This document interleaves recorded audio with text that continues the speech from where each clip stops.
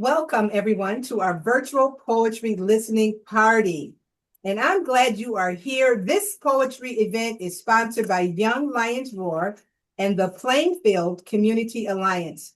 I am your moderator for this event, Dr. Sheila White from Road to Eternity Media, and your Zoom host is WCPT Radio host, Muhammad Fahim. Now, this event is for poets and poetry enthusiasts. So it's an open mic, open to all ages. We just want to welcome everyone for being here. It's open to the public, and it's different individuals from different cities will be joining us tonight. And we also want to thank the mayor of Plainfield for agreeing to join in. So he may be popping in a little bit later on. But all of you all are our distinguished guests on today. So I want to first introduce to you a young man that is known by people all over the country. His organization is called Young Lions Roar, and he hails from the city of Rockford, Illinois. He's been traveling all over. He's an award-winning poet, so he's really experienced out there. He's different than the newbies. I would like to welcome Mr. Aubrey Barnes, who is the founder of Young Lions Roar. Mr. Barnes, go ahead. Yeah, thank you again, Sheila. Thank you for the introduction, and it's great to kind of be able to share some poetry on this platform. I'm going to have some students popping in too, so we'll have more poets kind of like coming through the night. But yeah, I definitely want to kick it off with starting off a poem. These ones are kind of recent poems, so these are very new ones. I know, like if you're not familiar with my work, all the poems are going to be new, but this one's very recent. So I definitely want to share this one first, called "Give Him Flowers" is what it's called. Here, let me mute my. I'll mute this over here too. And if everyone is in a quiet place, you can unmute yourself because we want to hear you guys snapping as we need to snap. Okay. So hmm if you're in a quiet place, feel free to unmute yourself. Before going on her date, my friend asked me what she should get him as a gift, to which I said flowers. And she asked, "You don't think that'd be offending? You sure he won't feel weird, funny?" And I thought back to the first poem I wrote about my pops and how he was a gardener who learned how to take care of seeds with no father to show him how to till the land. His arms always felt like home, so much that I would fake sleep on car rides home just to feel the comfort of him carrying me inside, up the stairs, and to my bed. There's also my seventh grade English teacher, Mr. McKissick, who invited me in on the last day at school to explain to me why I got a D minus in English, writing poetry, giving me a helping hand from the cliff of near failure, even if that meant doing some worksheets before the summer was officially here, because he knew that grades didn't reflect who he saw me become before he passed away in 2012. I never got a chance to say thank you. I never told my pops thank you for providing memories that some brothers will never know, because if I'm honest, I think it'd feel weird, be funny. And in that moment, I'm reminded why we only receive our flowers when eyes are shut. You see, we are a culture who's made it practice to worship the dead, yet withhold eulogies while they're living. Reserve hugs for when our bodies won't feel them back. Anoint forehead with kiss of lost ones that would pray hold enough love to Lazarus' loved one's lips to a smile that cracks curse of casket. I often leave my friends' houses without saying I love you. Miss chances to embrace my sister as if I know when I'll see her again. I talk to my brother much more in meditation with the same mouth that couldn't find the words when I noticed his heart become a soil that stopped believing in rain, where he was left to water himself with buckets filled with condemnation, told to find his own wraps and wrap his own wounds, as if love be too much of a labor, when it's really our ignorance in telling the difference between worship and roses, believing it to be praise lifted overhead when it's really acknowledging life of the one grounded in same soil as you. At my mom's commencement ceremony, as one of the first black women aldermen of Rock Island, we were taking a picture together, and all of a sudden time stood still, as if nudging my arm to hold her in an embrace that forgot that cameras were on us, to say, "I'm happy to experience this moment with you."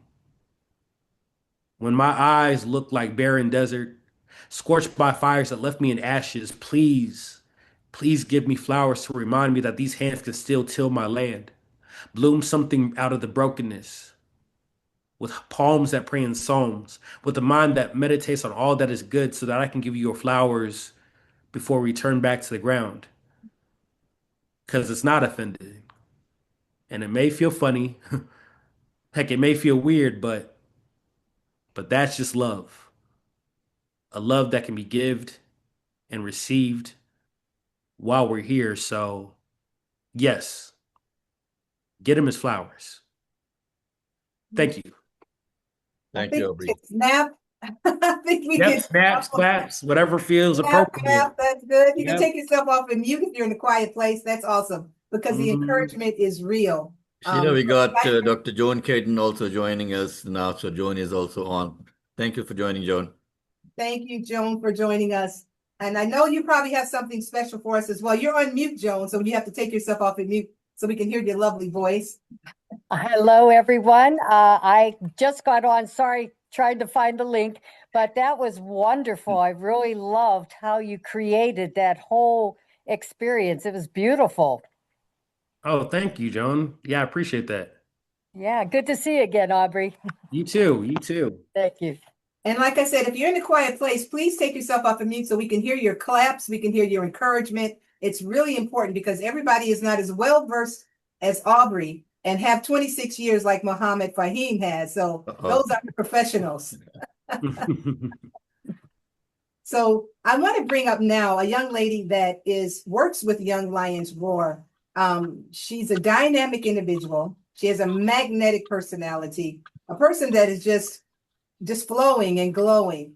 Her name is Sarah, and she's a member of Young Lions Roar. Sarah, let's hear you roar. Thanks, Sheila. So the piece I actually decided to read was inspired by a prompt that Aubrey actually gave us during a workshop the other day. So I thought it would be appropriate to read that. So here it goes. Doesn't have a title. My favorite food, working title. If you asked me when I was 8 what I ate, it wouldn't be the things I consume now. It would be much more simple and plain because I was afraid of things that had depth. My palate unprepared for anything other than salt, pepper, and pastries, sugary sweet somethings with no threat of bitter vinegar, my mortal enemy. While I can't stand most condiments still, I eat more than just steak and broccoli now, and my favorite food has to be a meal I had to eat twice. West Side Chicago, split into two precious portions, bringing leftovers back home safely to enjoy the flavor more than just once. Because they impacted me like a far off memory, even reheated off of microwave frequencies, reminding me of being inside of kitchen to grandmother of mine from another lifetime. Sweet and savory sauce of Jamaican jerk chicken with pasta salad, which I always protested. It tasted though somehow excuse me. It tasted how I imagined mothers in South would make. And I always wondered what ancestors tasted on tongues that touched the original recipe. Even when warmed, it might be a weird way to eat it, but it's the way I prefer because cold food always causes my teeth to chatter. I like my food warm to warm my soul too while I eat it, to feel the feeling of the chef, like a potion to embrace their confidence. Oh, Wow, wow, wow, wow. Tongues that tasted the original recipe. Ooh, I don't know about you all, but that kind of makes you think about dinner. That was really good. That was rich. That was awesome. very nice. That Very was good. awesome. So we're going to bring Mr. Aubrey back because we want him to explain a little bit about Young Lions Roar and some of the things that you all are doing in the community with other young poets in the area of Rockford. Yeah, absolutely. So, as Sheila said, I'm a founder of Young Lions Roar, which is an organization that we started back in 2022. Which kind of was like two of my passions kind of birthed, being someone who like has been an educator for 10 years. That's what I got my original degree in. I'm actually getting my master's right now in creative writing, but just kind of taking my passion of education and poetry and kind of just fusing and blending those together where we work with schools and providing workshops after school programming, like homeschooling services and professional developments that revolve around creative artistry, specifically to poetry, but we do a broad array of literary arts from prose, story writing. We have some students right now working on their first comic book, you know. But it's all with the intent of giving students a creative outlet because those are necessary in like the development of us as people. You know, that's where we get our comprehension skills and kind of like our socio emotional skills, you know. So that's the first and foremost intention. We're also kind of helping with the deficit of like reading and writing development, which is very low scoring to kids in lower socioeconomics, you know. And also just having a space where kids can develop their mental wellness through art, you know, because art's a place where we can express our deep sadness, like our anxieties, and kind of find healing through that. So we work with a lot of schools within the school district in which we live and stuff, but also with schools all throughout the Midwest and U.S. as well. And we've worked with schools outside the country as well. So yeah, we do a lot of just teaching poetry with. So we're always opening our arms to collaborate with new schools and after school programs and providing services. So yeah, definitely reach out to us if those services are needed, or if you know teachers that would like poets to teach workshops of that sort to instill confidence and creativity. You know, it's such a beautiful Wonderful. thing. Poetry is one of those things that you don't have to necessarily be verbal. You can write it and someone else can read it in the book, in the library or whatever. And it's something that has gone through the time, and it has really touched hearts. It touches minds. So you don't have to be too creative as a speaker to write poetry. That's one of the good things. And like Aubrey said, your feelings can get out, whether it's the anxiety, depression, joy, whatever that is, you can put that in pen to a ready writer. I want to have Ms. Joan Caton talk a little bit about her organization that she's a part of, the Plainfield Community Alliance, some of the great things they're doing and some of the things that are coming up. This is one of the events that's sponsored by the Plainfield Community Alliance along with Young Lions Roar. So we're going to snap it up for Joan. Well, I think you should be snapping it up for Muhammad, okay? Because right at this point, he kind of took the helm, and moved us this beautiful way into the poetry part. And we need to get together as a group again to see what our next thing is going to be. I do have to say, people are looking at our websites and that. In fact, from Pride, I had a lady who is one of the leaders there that called me because she went on to the Plainfield Community Alliance website and saw that I had given a presentation on bullying. And she wanted to know if at their July big summer get together, if I would come and speak with them and be able to provide information that would help both their teens and the adults themselves. So the word is starting to get out there, which is wonderful. And we have to have our next thing coming up. But what we do is we continue whatever we start. So we had the kindness contest. That's going to be every year. Maybe the bullying in the fall might be something that comes up every year or every other year, or in the schools and that. And definitely, I would hope that the Poetry Slam would make its appearance on with the Plainfield Community Alliance, because I think it's fabulous. I must say, if I'm not taking up too much time, I remember when I was in 10th grade and had honors English, and we had to do right on the spot a haiku. And of course, you have so many syllables for each of the lines in that. And right away, I got this vision because we're from originally, my husband and I are from Pennsylvania, much longer in Illinois than we were in Pennsylvania. But I would remember just fields of, dandelions or fields of daisies and that popped into my head.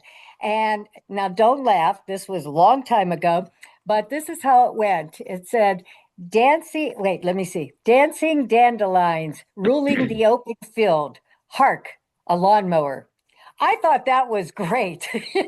And the teacher didn't give me a very good grade, but to me, it showed it was so powerful in so few words that when you have all these weeds, or whether they're weeds or whatever, if they're beautiful, and then here comes man mowing it down. So I find that I don't do a lot of poetry, I think because of her. But I know that I'm always doing poetry as I am writing to my grandchildren, as I write to my own children, the feelings, the ideas, and that come out. And it means a heck of a lot to me and to them.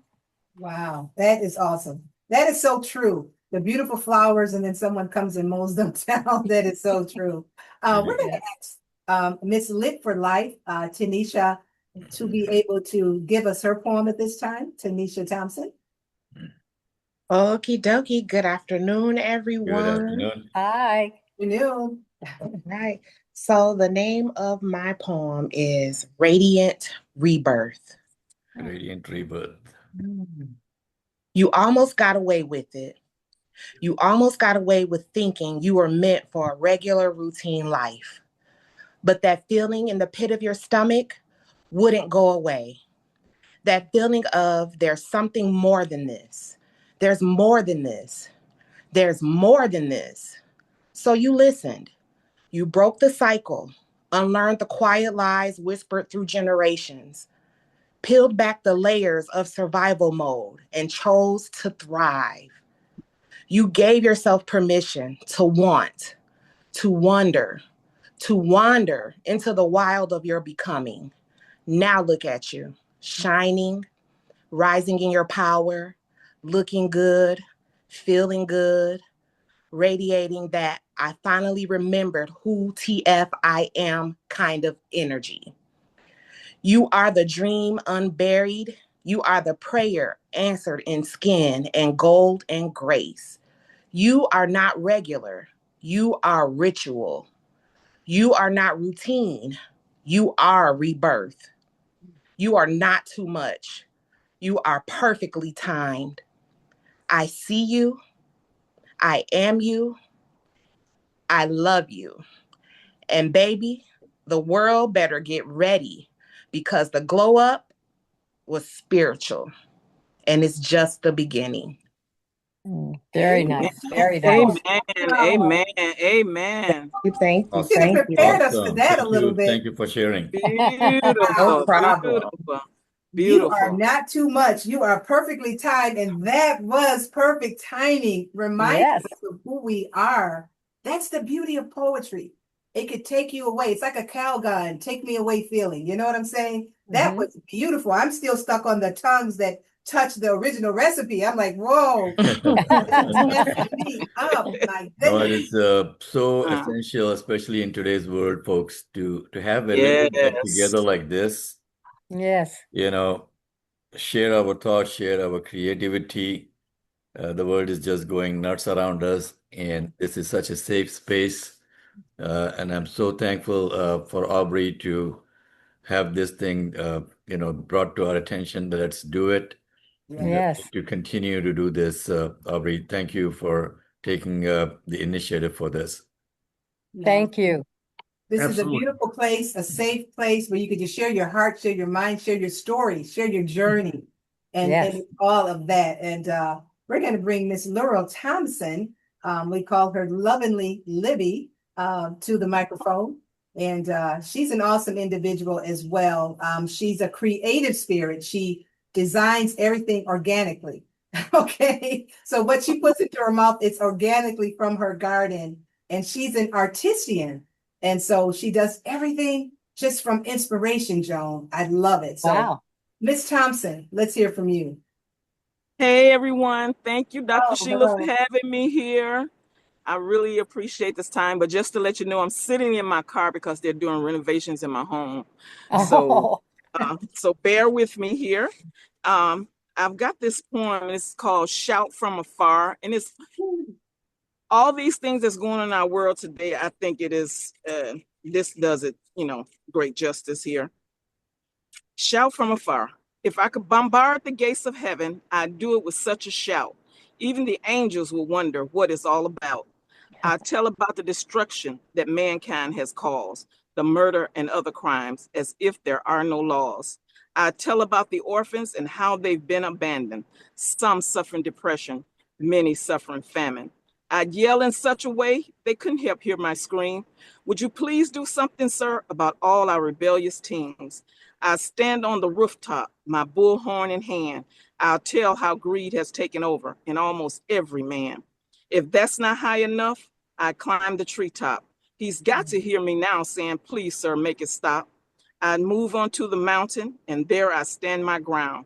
I'm feeling closer now. He's got to hear all the sounds, the cries of all the babies that's not being fed. Many don't have families, and they grow up being misled. Distress and panic amongst your people has been dispersed.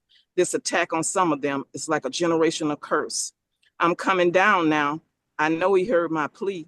All I want for all of them is the peace I get from thee.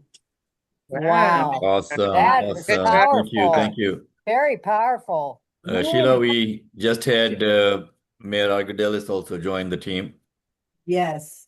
We're going to invite the mayor to come on. I know he has very busy time constraints. So Mayor, we would like for you to come on and recite your poem, please. I'll tell you what, I'm driving right now because I had Okay. a legal matter. Okay. Could you skip me and you got some other people first? No worries. No worries. I see the mailman. I don't know if the mailman, he was actually driving too. I don't know if he'll be able to pop back in, but we're going to have Caitlin come on. She's an awesome individual as well. She's a poet. She's been writing poetry. She just goes to the park and just sits down and poetry just comes to her. So, and she works also with Tanisha. So, Caitlin, can you please come on? Oh, she can't. She just messaged and said she can't be on until Oh, 4:30. we got a different Caitlin. So- Okay. Should we So we get can it, have it's funny because there's two Kaylins and my student, Kay just popped on because she thought. Okay. So Okay, we come on in, Hi, Kay. Caitlin. Lions. Which Roar. one? Hey, how are we doing? This is like one of my first Young Lions Roar students. She's a Hi. yeah. Hello, How are we doing? hello. Welcome. I'm good. It's been forever. Yep, it's been a good while. I haven't seen you in a good while, man. God. Okay, so my camera might cut off when I'm reading the poem, but I promise you, I'm here. Okay. All right. Okay, and folks, we are going live on Facebook also at this time. So there's going to be lots of people watching this later on Facebook. And it will be, we'll be posting this on YouTube also. So we're going to create a buzz after the session is over. Mhm. Okay. Kelly, So go the ahead, poem you're I'm going on. to be reading to you. Go ahead. Can you Go hear ahead. me? Yes, we can hear you. Okay, the poem that I'm going to be reading to you today is called Letter to Distance. Mm. Dear Distance, I wonder why you play a major role in my life, causing me to be distant from those who love me, causing me to not only run to you for protection, but run to you for comfort. Why is it that it seems like the only one? Does it seem that you're the only one who gets me? Besides smoking, listening to music, you get me. You not only get me, but you show me that every time I come to you for protection and coverage, you show me that all I need is you. But when I look back at everyone who loves me and who are left confused and wondering what they did to me to cause this distance between us, when in reality, nobody has done anything to me. The only person who has done something to me was myself. So as I sit here writing this letter to you, it's starting to become clear as to why I'm so attached and infatuated by you. You keep me calm, safe, comfortable, and warm. You help me quiet my brain when the world seems too much. You help me find out who's still going to love me even in my time of distance. But there is still a few things I wonder, Distance. So I ask again, why is it that I only go to you when I'm overwhelmed and not those who I call my own? Thank you. Wow. That's good. That's That awesome. was awesome, Kelvin. Thank That's you beautiful. for sharing. Yep. You get me. All I need is you. Woo, that's a mouthful right there. I'm telling you, that's awesome. That is Very awesome. nice. That is really beautiful. We're going to ask now. I don't know if Caitlin is able to come on. There's two Caitlins on. Well, I don't know. she said that she would come on at 4:30, so we Okay, got we'll be, okay, 5 minutes. Let me go ahead and see if I can throw one of mine in. sure. Okay. Now this This was man needs no something. introduction, you all. Yeah. He's known all over the world.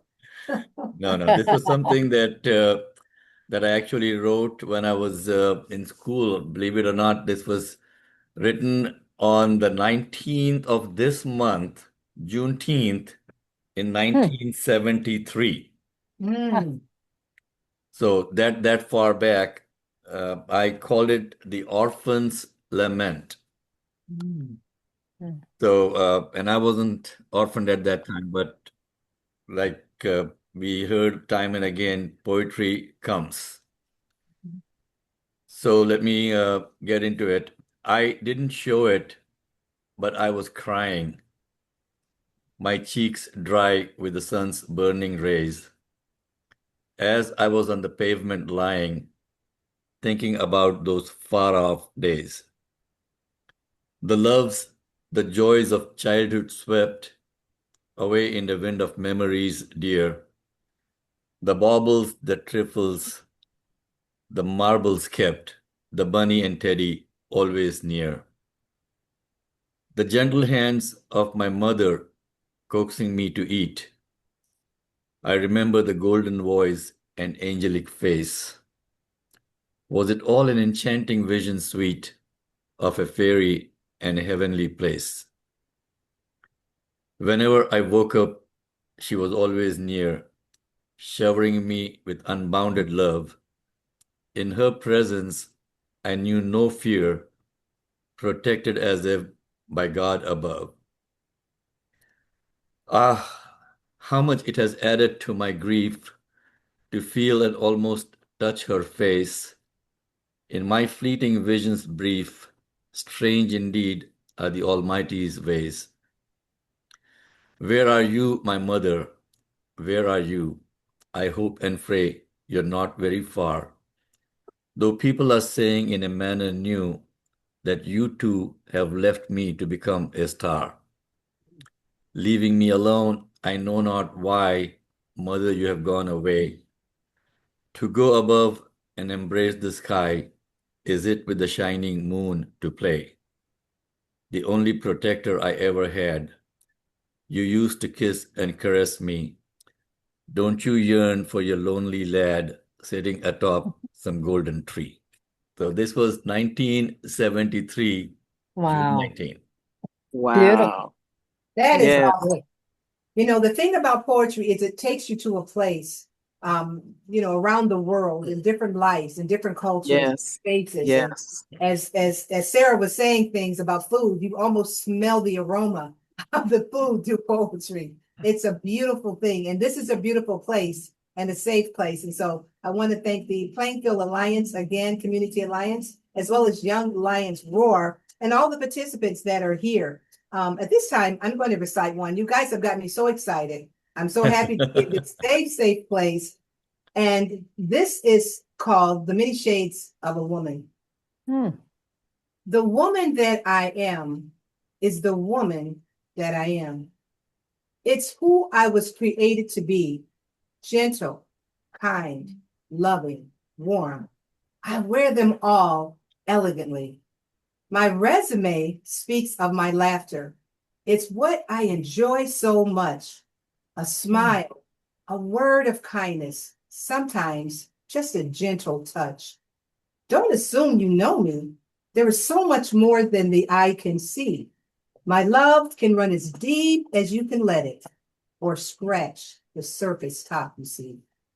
Kindness is my greatest quality. It's natural. It flows from the heart of me. I share it rather openly. If you receive it willingly, accept it from me.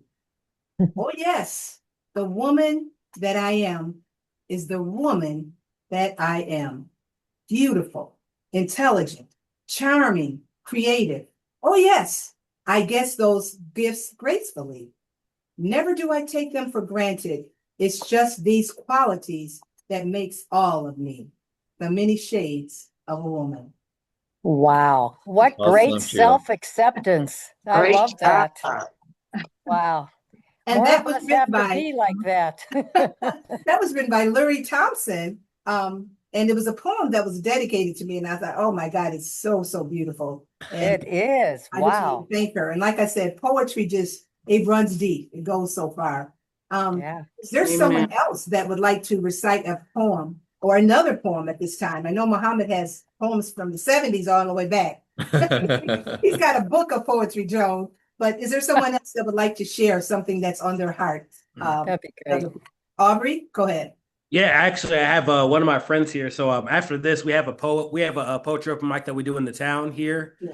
and one of my friends who I'm having the feature to be the feature of the night, Artemis. He's from St. Louis, really amazing poet. I told him to kind of come through since we usually work with our students during this time, and I was like, man, like just come and spit a poem. So I wanted to give him a space to kind of share his art with y'all, if I could. Sure, Good. sure. Yeah. Alrighty, I'm gonna switch seats with them real quick. Okay. Hello, hello, hello. Hello. Hi. Hello there. Welcome. How are you? How are you? Great, great. Very good. So, do I just go right into it or? Yep. Yep. Introduce yourself a little bit if you want to too. Okay, awesome. So, I'm Artemis, aka Mr. Who Is Himself. I'm from St. Louis. I've been doing poetry or spoken word, or however you want to classify it, for about 10 years now. Mm. It's taken me all around the country. So yeah, that's all I got. Yeah. Um, this poem is called Fatherhood. Mm. See, my daddy believed in callous hands and firm handshakes, ESPN Sundays and family barbecues, work clothes stained in pride and purpose, had a spirit that was held up by steel toes. See, my daddy would come home smelling like overtime and resurrection, stood like backbone and paid rent, carried himself like pay stub and toolbox, moved like paid bills and check deposits. See, my daddy spoke like insurance policy, kept a utility belt of life lessons and dad jokes, had a few loose screws, but I never saw the roof leak. I mean, You want me to fill in a deposit slip? I have the number on the back here. That's John. Oh, I apologize. Let me. Oh my gosh, I thought I had it muted. Okay, John, I'm going to mute you. So, Yeah, he is muted. Okay, can you start over? That was so good. yes, ma'am. See, my daddy believed in callous hands and firm handshakes, ESPN Sundays and family barbecues, work clothes stained in pride and purpose, had a spirit that was held up by steel toes. See, my daddy would come home smelling like overtime and resurrection, stood like backbone and paid rent, carried himself like pay stub and toolbox, moved like paid bills and check deposits. See, my daddy spoke like insurance policy, kept a utility belt of life lessons and dad jokes, had a few loose screws, but I never saw the roof leak. I mean, I never saw my daddy cry. I never saw my daddy shed a tear, not even when his mama died. Not even when his best friend passed away from a heart attack. Not even when his body started to lose the war against diabetes, and see what be more resilient than a black man, more adapted to the silence than a family at a kitchen table. See, my daddy tried to hide his insulin shots from us, and we pretended like we didn't notice, but we did. But y'all, we just didn't say anything because what be more stronger than my daddy? But when those doctors came and disguised themselves as part-time miracle workers and intern prayer warriors, I knew they were here to do the devil's work. And ain't it funny how hospitals can turn graveyard shifts into workplaces? Needless to say, my daddy lost his vision to a procedure gone wrong, to some amateur healers who thought they could steal the life from my daddy, rob him blind of all things sacred, couldn't kill him, so he left him wandering in the darkness with nothing more than a flashlight, his memories. But see what them doctors didn't know. What them doctors didn't know about my daddy, that he ain't afraid of nothing, ain't afraid of the dark. Ain't afraid of the dark and this shadowy figure. See, now my daddy hunts the boogeyman. has property on Elm Street, and loves Halloween candy. See, my daddy lost his sight, but never his love. See, my daddy lost his sight, but never his spirit, never his love for living. See, my daddy has a smile that can brighten up a room, a heart that can navigate itself through storms, city traffic, and living room. And now he might not be the daredevil that you think of, but when I think of superheroes, ain't nobody tougher than my daddy. Wonderful. Wonderful. That was very, very, very good. Thank you so much for sharing. And let's keep this thing going. I think we need to do this like, every other month or so, at least online, like what we're doing. And I would also like to thank Dr. Glenn Wood of High School District 202 in Plainfield. Dr. Wood had kindly offered us the use of the school auditorium for our session today. But because of people wanting to join from all over, we decided to go virtual. But we will probably do the live thing in October and or next year somewhere in January or February. Those are the months that Dr. Wood has suggested that the school would be available for us if we need to do something.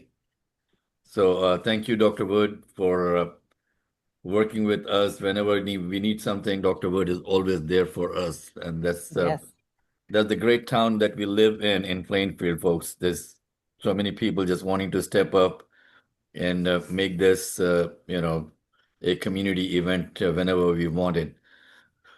Dr. White, up to you. Yes, now we're going to bring on Caitlin. I think at 4:30 she wanted to come on. And so Caitlin, are you ready?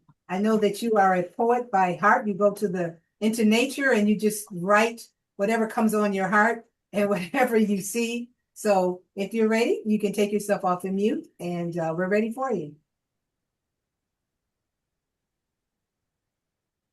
Well, let me ask her to unmute. Yes, can you unmute, Caitlin? Okay, she's still muted. Okay, so she may not be ready. We're going to welcome Mr. Ken DeLuke, who is one of the hosts of WCPT Radio.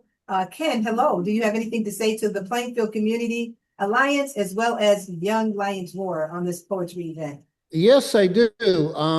There's a concept that we've been talking about for a while. One of my good friends, he's a sound engineer, and another one of my good friends, he actually wrote the jingle for our radio show. And we're coming up with a deal. It's like Tinder for musicians. Now, every one of you who's actually written poetry, the problem that most musicians have, 90% of them, they can write a tune, but they couldn't write a lyric to save their lives. For example, Elton John, all the major hits he's never written a lyric at all. His partner Bernie has. So what I'd like to do, if you want something to memorialize you in the future of whatever, I got a bunch of people who have music, and I need to have lyrics and or poetry to match those two things together. So if you're interested in participating in that, the poems that you submit, we'll give them to 6 or 7 or 8 musicians. They'll interpret it however they want. It may not be word for word, but then they can go ahead and put together their interpretation of that, and then we'll have a contest, and then whoever wins for that week, we'll pair them up, and we can do this like over a number of weeks, and then have a final competition, and Frank being the recording engineer, he can put it together in an album, and if there's money to be made, then there's money to be made for you as well, being a contributor. So if you're interested in participating in that program, just something to think about. Awesome. Thank you, Ken. Wow. Thank you for That's sharing great. that. Again, folks, small beginnings, but small beginnings, what is that famous saying about big oaks grow out of small seeds or something like that? I'm forgetting the exact words on that. Okay. And also, little hinges swing open big doors. And you may be a little hinge with writing one poetry or your first time speaking in front of people, but little hinges swing open big doors. And each and every one of you are a big door, because this is a whole world that has been opened to us. Well, Thank while we are waiting for Kaylin, I think she is still muted. Mhm. But Sheila, with your permission, I want to go back to 1973 again. I was writing quite a bit in those days. A young Okay. lad at that time, right? Yep. So, and it was all in perfect rhyme also. I don't know how I did it, but it happened. And this was before the days of the internet, so everything had to be written by hand. And I was fortunate enough to find a few of those old poems that I had written in a book, notebook. So I'm putting those back in the computer now. Mm. So this one is entitled as My Dream. Mm. Okay. And again, please don't take it literally.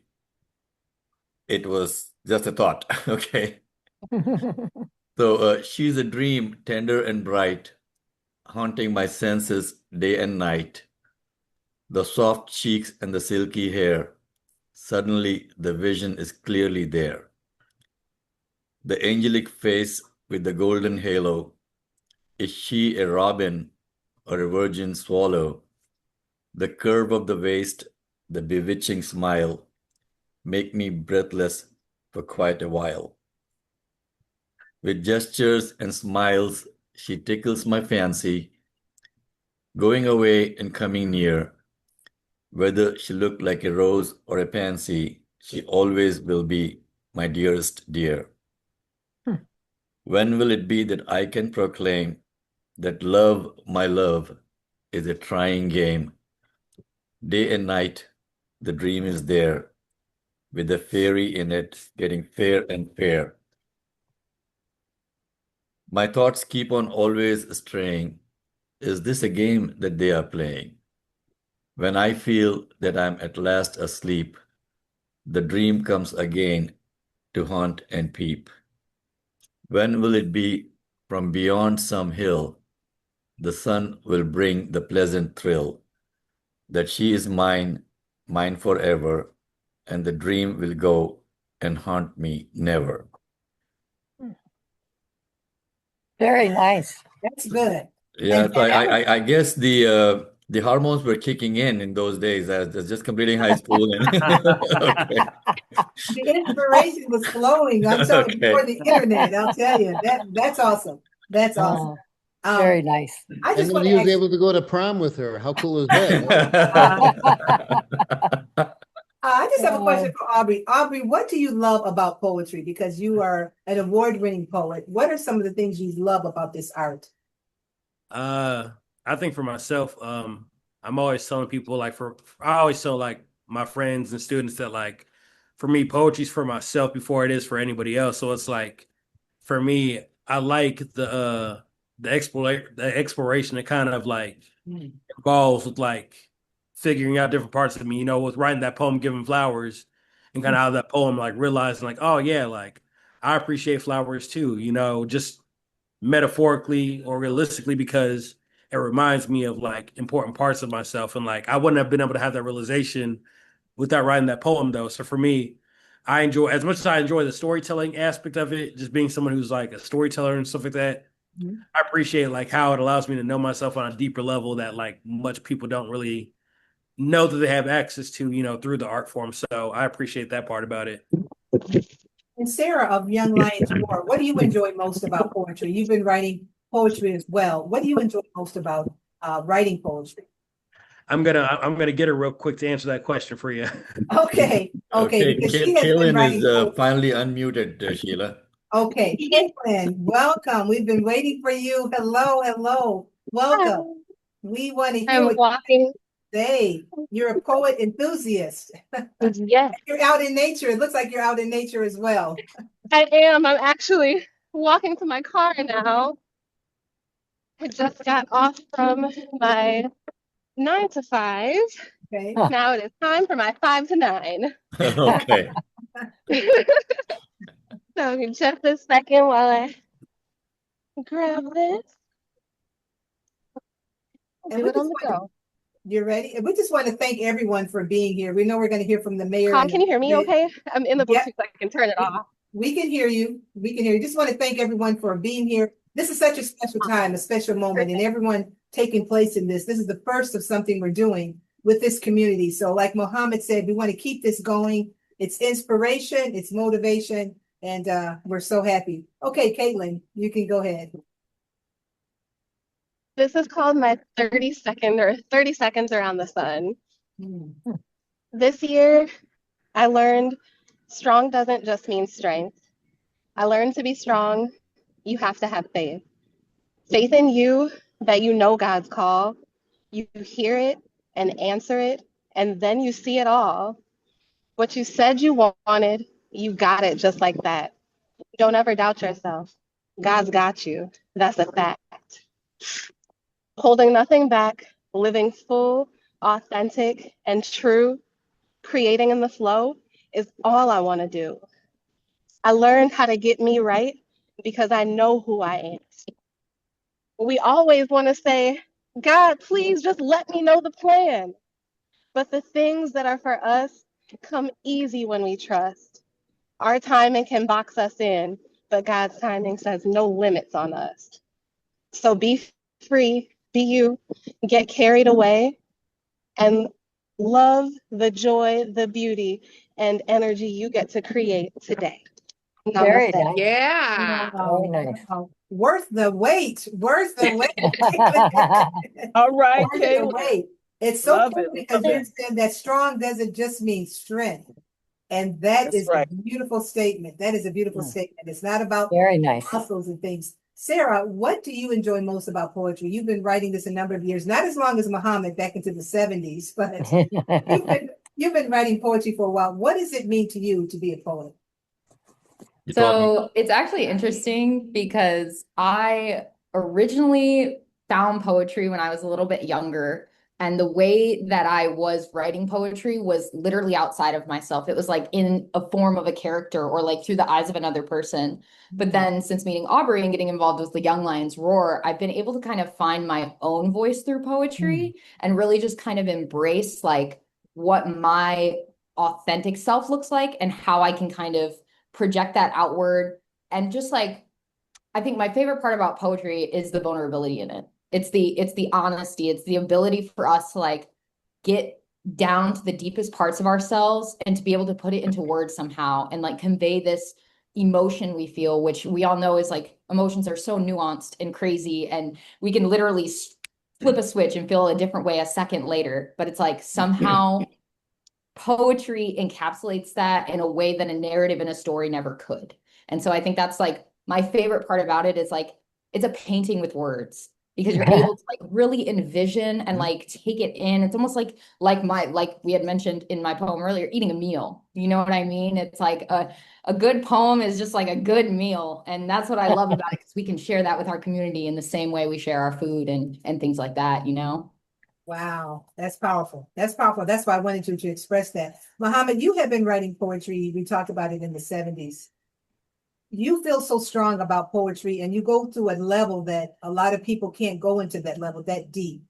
How do you find your inspiration, Muhammad? Because you talked about some things that just took us to a place. You took us on a journey when you talked about your mom. You talked about one of your first loves, I'll say it that way. Where do you find your inspiration when you're writing poetry? Because you've been doing this for a number of years. Sheila, I don't think that it's something that you strive to actually make an effort to write. It comes. It literally comes out of the blue. Okay, so that is something that I have always wondered. I mean, I keep a notepad beside my bed, and when it hits, it hits. You just get up and start writing. So it's not something that you actually sit down to rhyme or write a poem. And sometimes I would write. There are poems that I've written that are more than 100 lines. So it's not just 12 paragraphs or something like that. 100 lines. I mean, I don't know where it came from. And even some of my teachers, when I would go and show it to them, especially my English teacher back in college, he was a big influence on me. and it just happens. It comes, and I Wow. think it's God's gift. Aubrey, what do you say to that? You're on mute, Yeah, Aubrey. Aubrey is muted. Mhm. Oh, I think my screen must have froze. Hold on. No, you're good. You're muted. But what I'm saying is that the poetry is not something that you can force, right? I mean, when it comes, it comes. It's almost like we call it in Arabic. There's a term for it called ilham, which means it is a revelation from God. No, absolutely. That's one thing. Like with our programs with Young Lions Roar, one thing that I'm always adamant about doing with students is telling them if they don't feel like sharing their poems, or even if they don't feel like writing, I don't force that, because like it has to be as something that's in you, something that like is inspired. You know what? When you force creativity, it doesn't come out as like authentic creativity. It comes out as like, oh well, Miss So and So said I got to do this, so I'm gonna force this out, and like there's not as much authenticity in that, you know. So for me, I always make it a point with students of like, hey, like if you don't like, if there's things you don't feel like writing about within you, or you don't feel like sharing, I can't force that. You know, it's something that it really can't even be given. It has to be like felt in the right spaces. So because it's just like you said, Muhammad, it's all has a very spiritual aspect where like the things that we're given are things that go far beyond us, you know. It's kind of like, I don't know if you guys have seen the movie Sinners yet. Um, but there's a if you haven't, definitely watch it. But there's a scene within this movie where this young man is playing his guitar, and in the moment, like the future and the past come together as one, you know, in that present moment. And for me, that's what art is. Like the voices, the ancestors of the past, the spirit of the future are all speaking through us, you know. But it has to be something that you're comfortable with, like Right. doing and expressing yourself, you know. And sometimes just a couple of words pop up, or a couple of lines pop up, and the thought takes off from there. Yeah. Yep, So exactly. this is the poem that I sent that I shared with you, Aubrey. I titled it "Echoes of Our Dance." Yes, that's yeah. I touch myself in all the places you touched me, not for longing, but to remember your fingertips were prayers and my skin a temple of echoes. So this entire thing, the first line just came to me. I touch myself in all the places you touched me. And then it started flowing from there.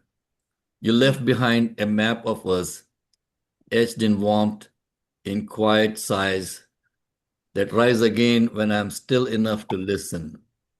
I close my eyes, and there you are, breath behind my ear, laughter in my chest, the secret pulse between my ribs.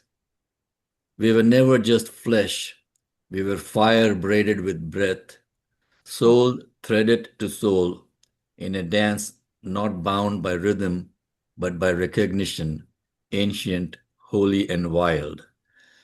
Even now, I feel your presence in the hush between thoughts, in the way light filters through leaves, in the spaces I once thought empty but are full of you. Entwine our souls in an eternal dance where time cannot unravel us and memory is not fading, it is flowering. Touch me again in the way stars touch the sea. Wow. So this was like a couple of months back. It just flows when it happens. Yeah. Speaking of flowing, Tanisha, she often goes to nature to have poetry, and it just comes to her. Tanisha, if you could tell us, what is that like for you when you are in nature and you just decide, hey, I'm gonna write something down about what it is that I see. Also, Libby, I want you to quote another one as well, but Tanisha Thompson, if you could tell us what that means to you when you're in nature and it just flows, like Muhammad said, it just flows. Explain that. It's a relationship. It's a relationship with the divine. It's being able to receive the communication that comes from being outside in nature. Mm-hmm. It is communication. And I'm not much of a Bible reciter, but oftentimes Jesus went into the wilderness, and that was to receive. You have to step away from the noise and be in a place where you can receive. So that's what nature is for me. I'm able to receive, I'm able to connect, I'm able to hear, and I write it. Hmm. I You didn't know, even look at my poem like you called it a poem when I sent that to you. Like I was inserted into this by Dr. Sheila, which I appreciate. yeah. But I never looked at it as a poem. And I used to write poetry all the time when I was a little girl. I used to insert poems into contests and things in the back of magazines. So Hmm. being able to have that back in the forefront now is just alignment. It's just signs of alignment. Wow.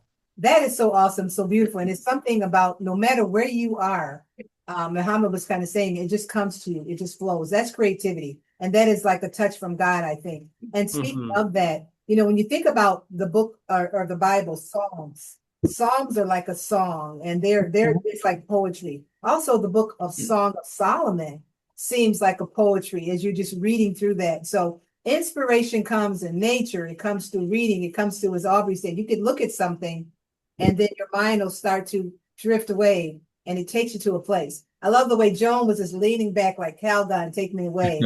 As that poem was happening, but And I was reading, and it's just like you just kind of went to a place, and each of us has a feeling. It touches us in a place, in a different place, in a different way. It takes us back to a memory, to a point in time, and that's part of the beauty of it. Miss Libby Thompson, I want to know if you can quote another one of your poems. There's so much that you do and so much that you have, and so we would like to hear another poem from you. If you could just share with us, if you will. Yes, yes, ma'am, Dr. Sheila. The one I'll share now is Just Who You Are. Mm. Sometimes they ask me just who you are. I proudly tell them you're the morning star. I proceed to say you're the great I am. You're the one whom the angel spoke, saying, worthy is the Lamb. You are the Alpha and Omega, the beginning and the end. You loved us so much, you died for our sins. You spoke in parables, and many didn't understand. You are he who came from heaven in the form of man. I try to explain you are Jehovah Jireh, not to worry about anything. You are our sole provider.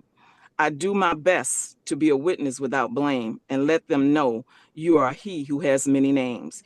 You are the Lord of lords and the King of kings, the creator of us all and yet all things. You are a sure foundation and the chief cornerstone. You provide eternal life when we live for you alone. You are a proclaimer of the truth of God, a prophet at best. You are sinless in nature, most holy than the rest. I tell them all you are the light of the world that brings hope in darkness to every man, woman, boy, and girl. That you are the Savior who delivers from sin and death. You gave us life with just one breath. You are Emmanuel. You're with us at all times, no matter what, no reason or rhyme. And when they say, how do you really know? I tell them all, my Bible tells me so.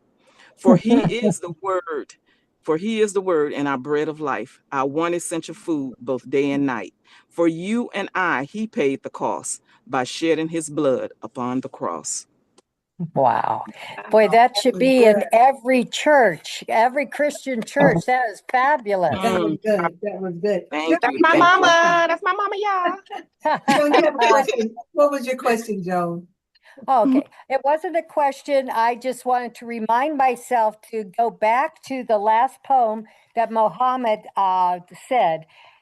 He created such imagery. My goodness sakes, I could see it all. And wow, Mohammed, you have another, you definitely could go into a career of writing poetry.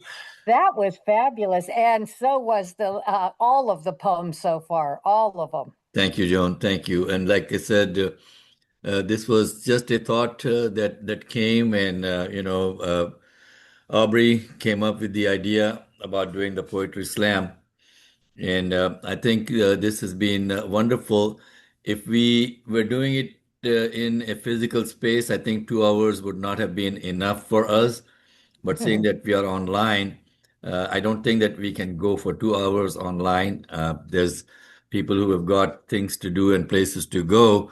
But I would love to hear from John, if John is ready to join and say something, John. I know that Unless you are still on the road, is there something It that tells you me would like to I've share? got 5 minutes, Mohammed. If there's anybody else for the next 5 minutes or so, I will be then where I need to be. Perfect. So yeah, we can have another 15 minutes of Yeah. poetry and this great gathering over here. So Aubrey, can we have another one of your creations, please?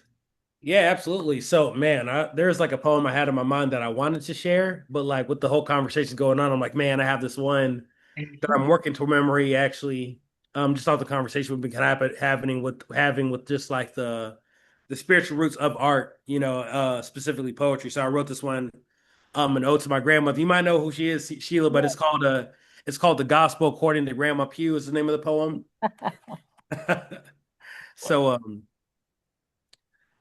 I can't recall a sermon my grandma preached, nor a verse she quoted, nor a prayer she prayed. But what I do remember is how she sang. My grandma's voice carried notes like she held the whole world in her song. She was God embodied in beauty of blackness who could baptize amazing grace from sins of his master, rising from water as redemption song that she poured over our heads after sermon. She was minister of music who sang in tongues, mahogany spirituals, echoing Negro rituals carried through lineage of congregants crucified as crooks, colored sketch black, and killed like Christ who never got a chance to live long enough to grow gray hairs.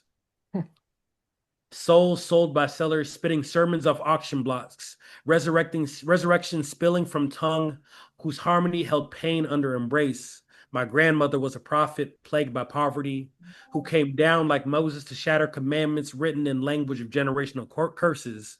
Ephesians 6 herself for war, waged against herself since Genesis, single parent, public school neglected, neighbored so close to Brown versus Board that she could see fires engulfing schools, smell smoke from segregated fumes, that her lungs rebelled, raising spirit with tune, turning turmoil to testament, telling of our godliness. How we always find a way to paint our scars with glory, even when robbed of our canvas. Even in a world where churches could get shot up as eyes are closed during worship, we still wake up on Sunday mornings in faith that God will meet us there. Even in a time where we feel as if we're Jesus in the midst of Judas, who will crucify us for nothing, we choose to walk for something as our steps are for something. Because we understand who we are. Masters of modern technology who conquered English devices created to keep us compliant, using tools to resist system designed to keep us silent, becoming poets, singers, rappers who rhymed from roots, our psalms be nourishment, soul food crafted from our suffering, shackles, eviction notice, unproved home loans, red dirt pie dining depressions, and somehow turn sour to something sweet enough to be our offering given to the world. As if our tongues ain't ever taste life's bitter scraps thrown at us. So you may not go to church, nor believe in a God, just like you may never fully comprehend our rhythm, witty wordplay, and world, but you will always feel the spirit within our art, same way I did with my Grandma Pugh sang. Thank you. What a great tribute That's to your good. grandma. Wow. Powerful. That is awesome. That is so awesome. And that's the beauty of poetry. You can go way back and have a memory and be able to, just write it down. Whether it was a song or just the memory of that person, they're still alive, in our hearts. And that's the beauty of poetry, just being able to write it out and things along that line. I want to bring Caitlin back if she's able to come back, and Sarah as well. I would like to hear another poem from you all. Sarah, the food poems takes us to a place. It takes us to a place. I will tell you. As you were talking about it, and it just kind of hung in my mind when you start talking about all the food and all the different tastes and things like that. But we want to hear from you again if you have another poem, Sarah, as well as Caitlin. I know that you're busy, you're driving, or you're on your second 5 to 9, as you said. But these poems are so rich. They're so encouraging. They're so enlightening. And if you're able to, Sarah, we'll have you go first. And Caitlin, if you're able to just talk it out. If not, that's okay. Because we're going to be having our mayor come on in a little bit. Go ahead, Sarah. No, definitely. I would love to share another piece with you guys. Okay.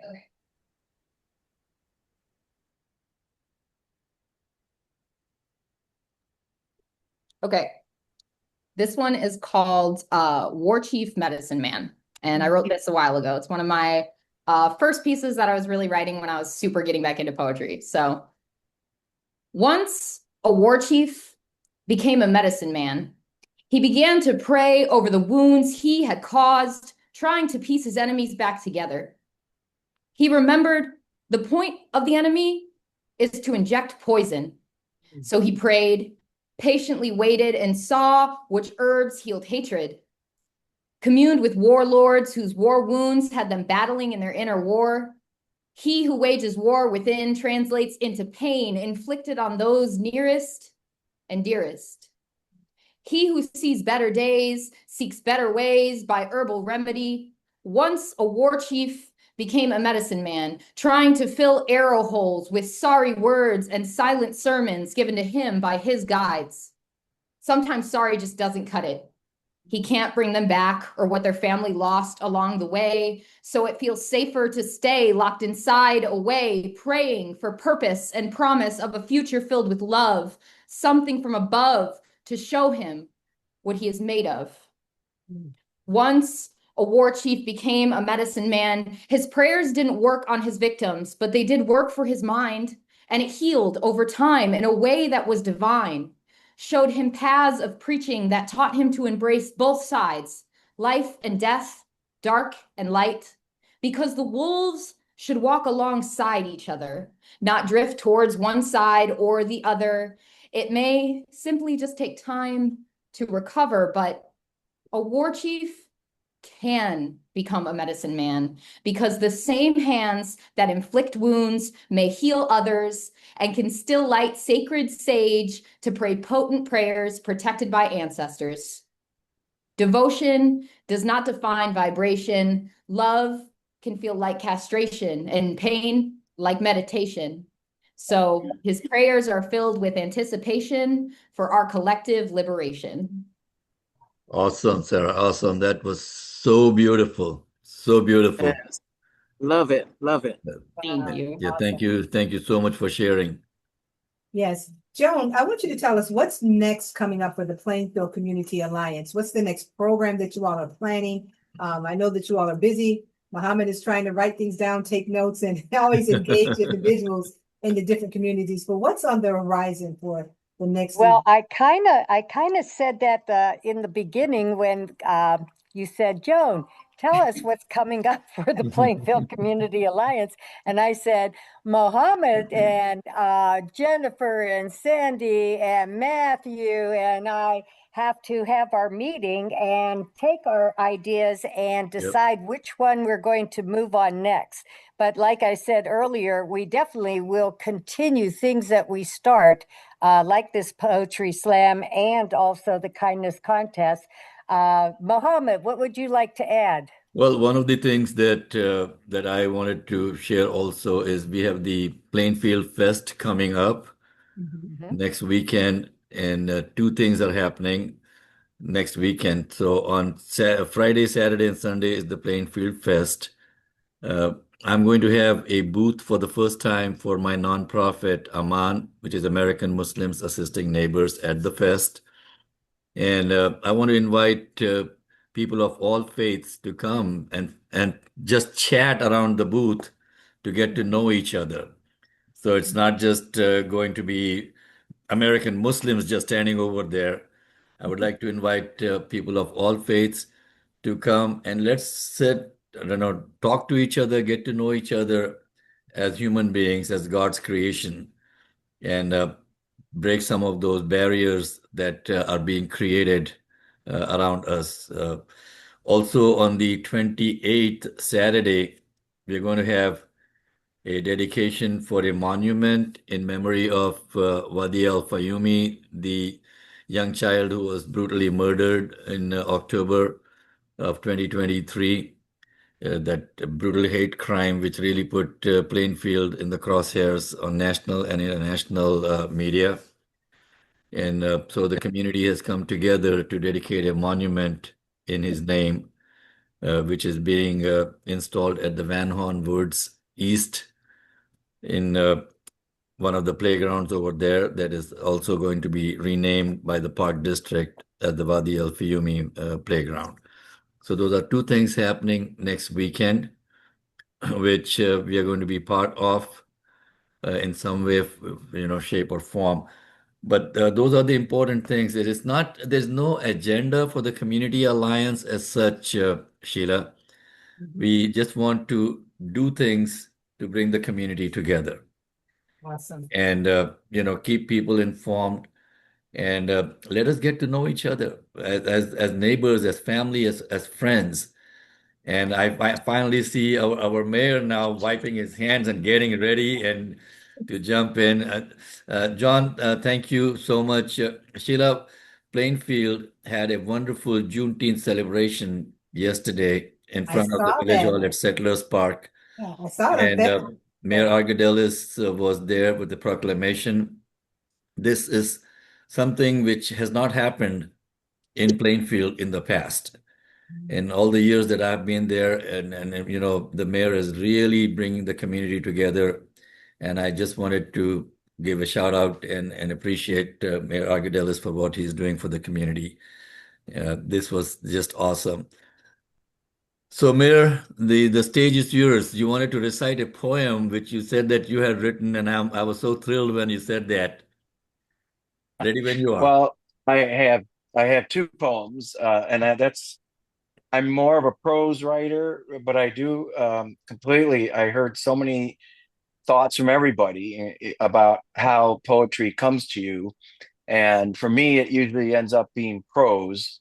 But I have on occasion come up with a poem, probably not nearly as well written as what I've heard today from so many of you, but this particular poem came to me. There was a gentleman by the name of Ray Schullenberg, and he was the father of prairie restoration. And I got to know him because I was very interested in restored prairies. And he lived here in Plainfield and had a 10-acre prairie here in Plainfield. And he was always professorial because he would always say I had to learn the Latin and all this and that. But if you go to the Morton Arboretum, the restored prairie there is named for him. It's the Ray Schullenberg Prairie. So that's how prominent he was in the world of restored prairies. And when he passed, this was just as Mohammed said earlier, these words I woke up and started writing. It just came to me, So bear with me as I read this here, and I'll do my best. But from the great plains of Nebraska, over 80 years ago, was born a man named Schullenberg. His future here is told. A brilliant mind, a passion burned the efforts of his life to bring the prairie back to us. Not once did he, but twice. For greatness marked this man in time, his brilliance and his heart. He touched the lives of those who came to learn from him his art. In life, he was a student, always seeking, always learning. And though a student, he taught us well, species, genus, and spring burning. Ray's no longer with us, as mortals we assume, but his memory cannot be erased. He'll not be forgotten soon. David, he remembers how fast the years went by, his life enriched to know him. Yet great men too must die. I'm pausing because this makes me very emotional, but Ray yet walks the prairie. In heaven we're assured. Amongst the rush and hyssop, our solace in God's word. When in the summer season, a quick wind comes and blows, the aster and the milkweed, the Indian grass, it knows. For his Raymond come to tend them, and they to tend his soul.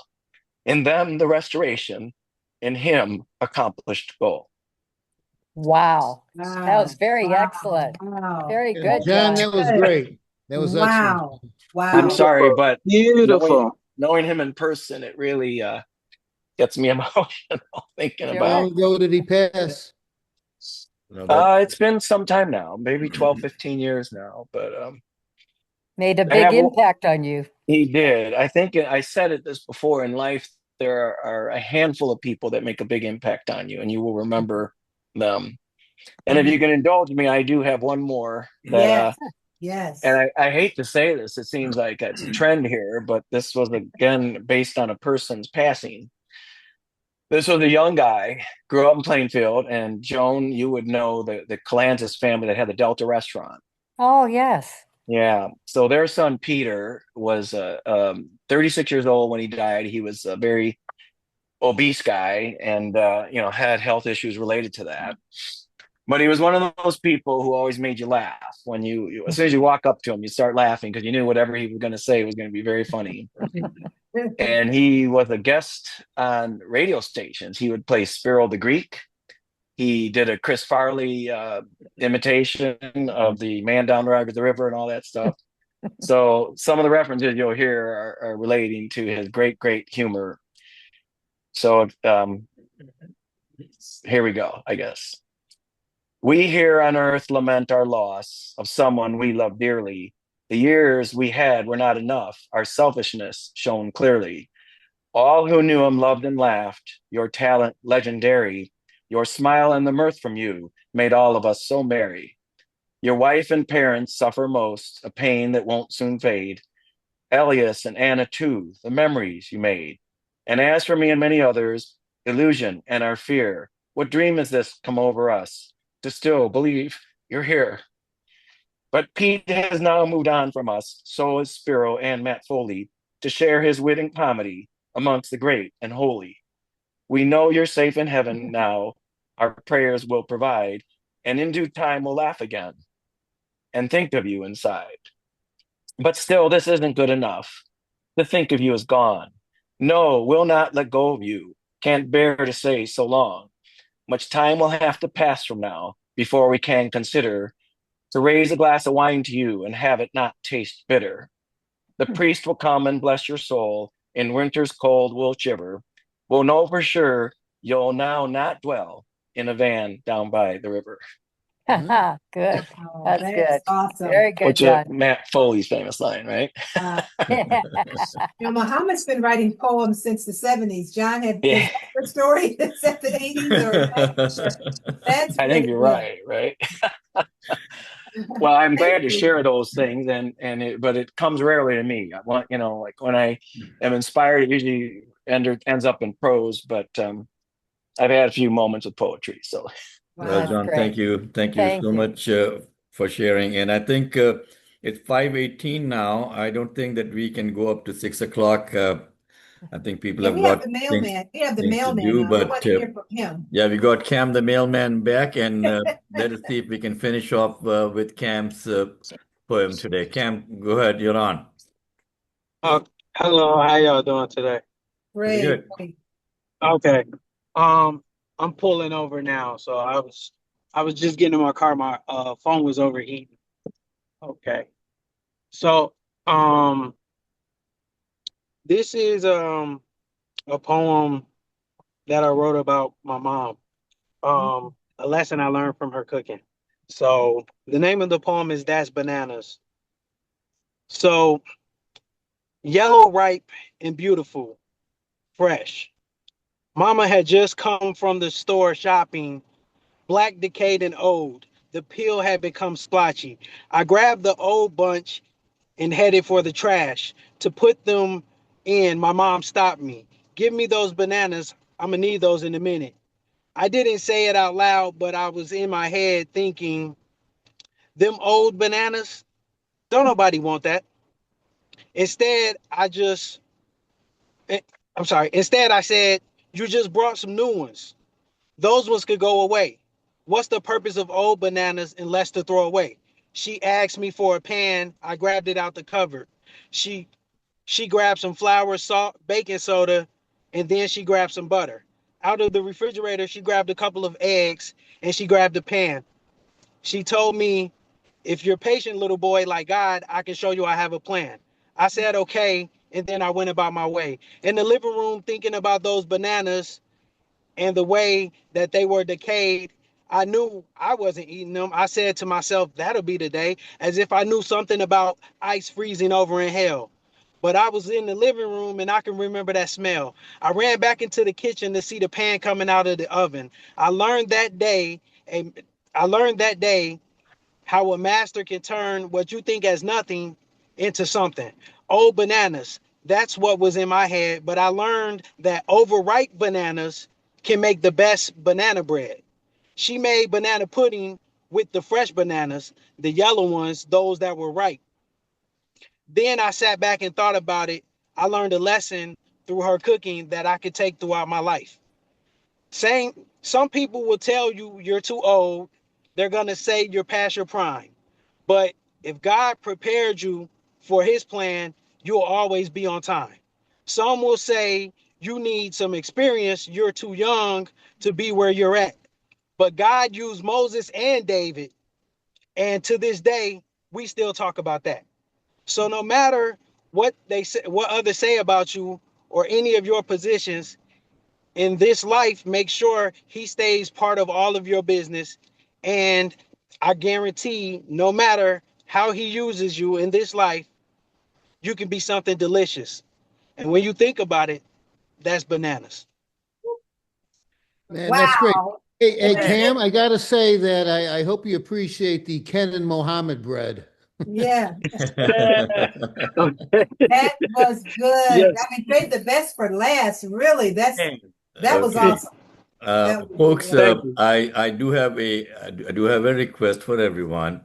If y'all can just mail us or email us copies of the poems that you read, I can just create one document that we can share or maybe publish so that more people can benefit from reading what we have shared today. Of course, the video and the audio would be there. But if we can have it, in writing also, I think that would be a great compliment to this entire, session today. And I put the our phone number in the chat, so if you want to copy that, you can just Well, text let me just go ahead and put the email in also, so you can just use this email.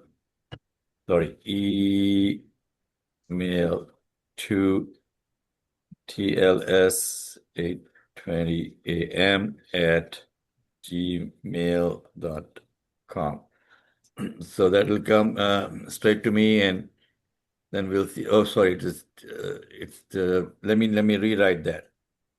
And while he's doing that, I just want to say congratulations to all the published authors being here tonight. You all will be published in something. So congratulations. It was great. It was emotional. It was enlightening. It was encouraging. Oh my goodness. And we didn't know that you were going to become published authors by the end of this evening. I just want to thank everyone for joining us on this call. It was great. Mayor, we salute you. We didn't know you had that talent. That's another talent. That is Well, thank you for organizing this, you, Mohammed, and Ken, and thank you so much for all the participants. Really, it's really, we all have that in us. We all have something in us, and some of us express it in poetry or song or otherwise, but every human has something in them, something inspiring to say or something to give to the rest of us. So thank you all for being a part of it. And I just want to say, Ken, if you can make your announcement again, because not only are you all published authors, but some of you may have music behind your poetry. Yeah, very quickly. We're trying to do a project. I have the one, Brian Wilson just passed, and the guy who engineered his latest album, who hasn't even been released yet, and he's done most of the major acts in the world. He's corresponding with us to do this. I'm looking for people who have poetry and or lyrics to submit that to us. I'm also going to match them up, and we'll take a poem a week and then give it out to a number of musicians, and they can interpret it, your poem or lyrics, in any way they want. And then we'll have a competition, and we'll pick the best song for that week, and then we'll do it for like 12 weeks and then put together an album. So there's a chance you can get your poems published and live in memoriam on, your music moving on forever with whatever happens there. So it's a good way for you to express your talent and take advantage of musicians that couldn't write a lyric to save their lives and bring that together to make something cool happen. So that was the caveat. Not only do you get a published work, but you may be able to have it in music. And so, Okay. And as by the Michael way, Jackson if would it say, makes that's money, bad. you're That's going to bad. take advantage of that too. So Yeah. Well, Well, again, thank you all, and thank you, Dr. White, for taking over the lead today on emceeing the program.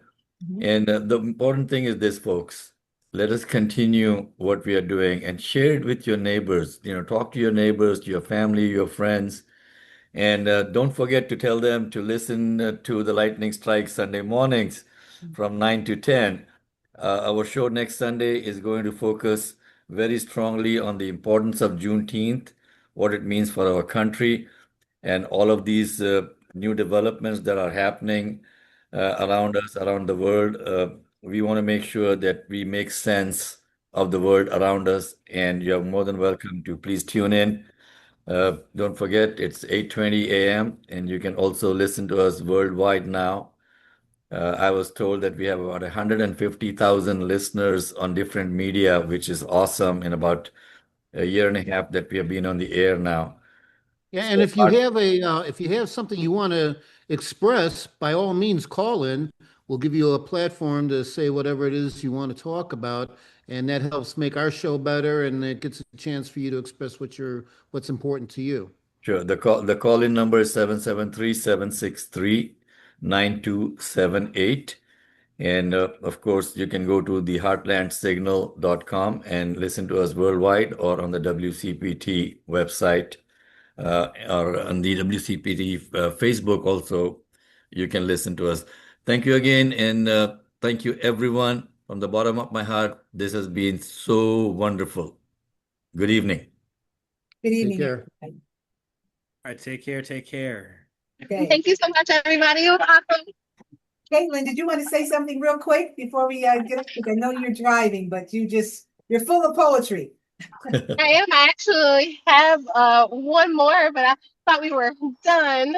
But I can definitely pull over just a second. Well, if you can safely pull over, Kellen, so we don't want you taking a risk on this. Right. We don't want to leave anyone out or anyone behind. Remember to send your poetry into the email address that's on the site in the chat box, so that these poems can be published. And also, if you have something that you want to send in, send the same information to that address so that Ken can be able to take it from there. Okay, Caitlin, you're on. All right. It's called She Is. She is not the storm, she is the stillness that follows. She is not the echo, but the original voice. Soft and certain, rooted in truth. You can feel her before you see her. She is the morning light through the half-closed blinds, gentle and golden. But don't mistake her warmth for weakness. She's been fire, she's been ashes, and now she's the breath that fans the flame. She is the sacred pause, a yes to herself in a world that keeps pulling. She is the I matter too, said without apology. She is rest as rebellion, softness as strength, and love as a language as she finally speaks it fluently to herself. She is becoming, but make no mistake, she is already whole, a walking permission slip for everyone to come home to their own magic. She is you. Oh, beautiful. Got to Thank snap you. on that one. And with that, we would like to say good night to everyone and have a good evening. Good night. Take care, everybody. Okay.